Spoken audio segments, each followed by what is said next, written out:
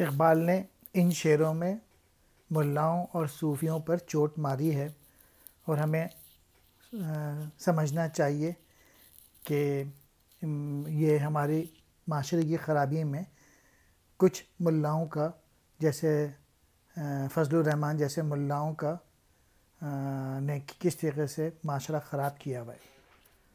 رہا نہ حلقہ صوفی میں سوز مشتاقی، فسانہ ہائے کرامات رہ گئے باقی۔ اقبال اس شعر میں کہہ رہے ہیں کہ جو آج کل کے جو صوفی ہیں اور ملا ہیں، ان میں کوئی پیشن نہیں ہے، کوئی عشق نہیں ہے، کوئی جذبے نہیں ہے، اب سے وہ کرامات کی باتیں کرتے رہتے ہیں۔ خراب کوشک سلطان و خانقاہ فقیر، فغاں کے تخت و مسلی کمال زراقی۔ اقبال اس شعر میں کہہ رہے ہیں کہ خراب ہو گئے ہیں سلطانوں کے، یعنی بادشاہوں کے اور امیروں کے اور خانقاہوں کی جگہیں۔ فغاں یعنی افسوس کی بات ہے کہ یہ جو جگہیں ہیں، یہاں پہ صرف دھوکہ دہی یہاں سے پھیل رہا ہے، یہ لوگ دونوں جو ہیں دھوکہ دے رہے ہیں انسانوں کو۔ کرے گی داور محشر کو شرمسار ایک روز، کتاب صوفی و ملا کی سادہ اور آقی۔ اقبال کہہ رہے ہیں کہ حشر کے وقت جو ہے نا، جب اپنے اعمال نامے پیش کریں گے حضور صلی اللہ علیہ وسلم اور اللہ کے سامنے، تو یہ ان کے اعمال نامے بالکل خالی ہوں گے اور یہ شرمسار ہوں گے اللہ کے سامنے۔ نہ چینی و عربی وہ، نہ رومی و شامی، سما سکا نہ وہ عالم میں مرد آفاقی۔ مرد آفاقی سے مراد یہاں پہ مسلمان ہے، کہ مسلمان جو ہے وہ ان سارے چکروں میں نہیں پڑتا کہ وہ چینی ہے یا عربی یا رومی یا شامی۔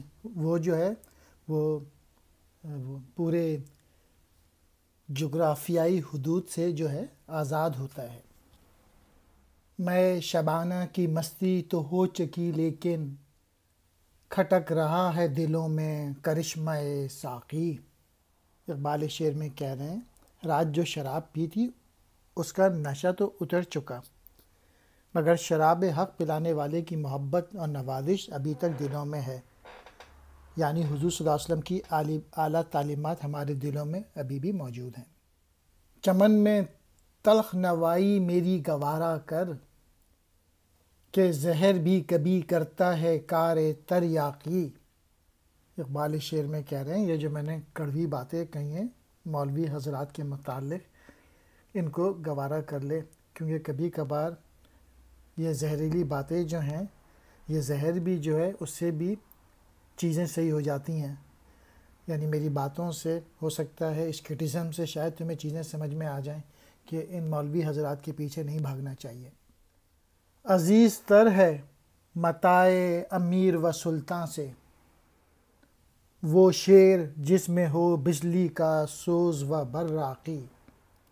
اقبال اس شعر میں اپنی تعریف کر رہے ہیں اور اپنی پوئٹری کے متعلق بتا رہے ہیں کہ اس پوئٹری کو سمجھنے کی کوشش کرو، کیونکہ یہ بہتر ہے جو کہ متاع ہوتی ہے، جو مال و دولت ہوتی ہے امیروں کی یا ان لوگوں، یہ جو شعر ہیں ان امیر لوگوں کی متاع سے بہت زیادہ قیمتی ہیں، کیونکہ ان کو پڑھنے سے آپ کے بلیف سسٹمز میں تبدیلی آ جاتی ہے۔ شکریہ۔